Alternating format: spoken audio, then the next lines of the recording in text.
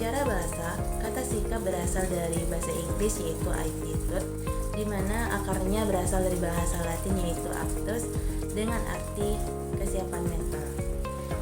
Pada dasarnya, sikap merupakan organisasi yang menetap sebagai sebuah cara berpikir, perasaan, dan kecenderungan tingkah laku terhadap suatu hal, kelompok, ataupun ide tertentu. Sikap ini tidak muncul begitu saja, melainkan terbentuk karena adanya stimulus dari luar, baik yang memberikan pengalaman yang menyenangkan ataupun pengalaman yang tidak menyenangkan.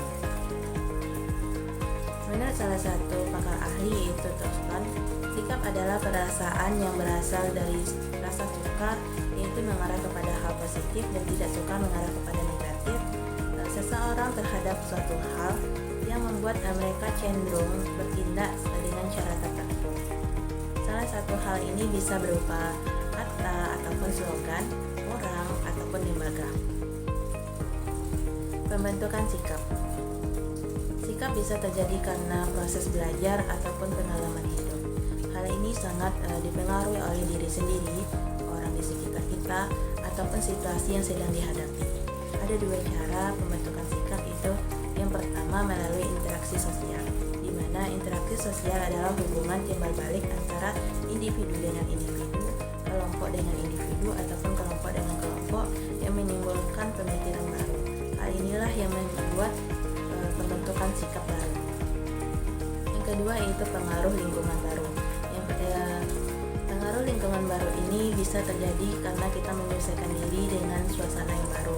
Hal ini ada beberapa pengaruh lingkungan baru terhadap pembentukan sikap. Yang pertama yaitu adopsi dan integritas, di mana hal ini terjadi kejadian yang berulang kali terjadi sehingga menyebabkan suatu kebiasaan.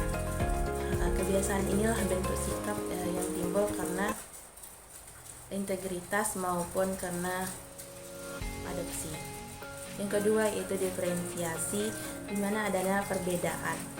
Perbedaan ini membuat seseorang bisa jadi karena pengetahuannya atau ilmu barunya atau pengalaman hidupnya, sehingga dia bisa mengarahkan persepsi mereka ke hal yang baik ataupun hal yang buruk.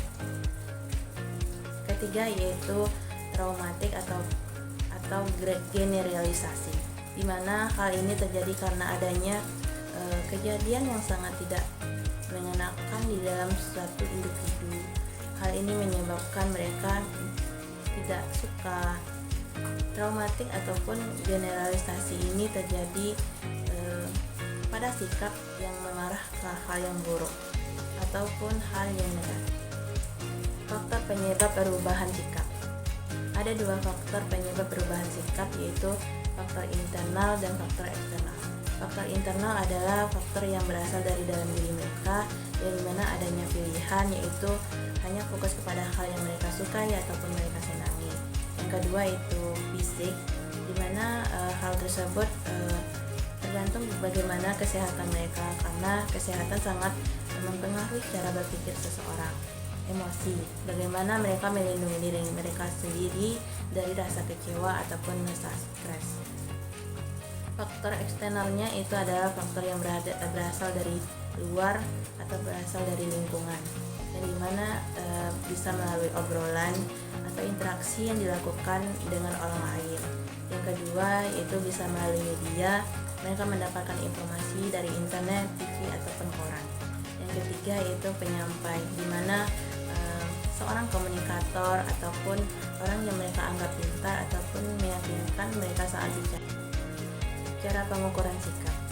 Ada 4 cara pengukuran sikap, yaitu yang pertama metode langsung, di mana itu bertanya kepada seorang individu, akan tetapi hal tersebut tidak efektif dilakukan karena bisa jadi seorang individu itu berbohong. Yang kedua yaitu metode tidak langsung, yaitu dilakukan dengan tes rahasia, yang dimana tes tersebut tidak diketahui oleh seorang individu dan hasilnya lebih jujur. Yang ketiga itu tes tersusun, di mana seorang individu itu mengetahui kalau dia sedang dites melalui tes yang tersusun, mengisi kuesioner ataupun hal-hal yang pilihan ganda keempat tes tidak tersusun, yaitu dimana melalui wawancara yang mengalir atau tanya jawab yang susunannya yang tidak baku, sehingga lebih enak dan lebih nyaman ketika seorang individu itu bercerita. Metode pengukuran secara langsung terdapat beberapa skala, yaitu yang pertama skala Skiller, yang mana sangat setuju ataupun sangat tidak setuju. Yang kedua itu skala Turkton, yaitu menyenangkan atau tidak menyenangkan. Skala Bogardus yaitu mengukur jarak sosial antar kelompok. Hal ini sangat efektif dilakukan untuk melihat tingkat prasangka sosial. Yang keempat yaitu semantik diferensial, yang dimana ini dilakukan pasangan kata sifat yang berlawanan seperti kata baik dan buruk.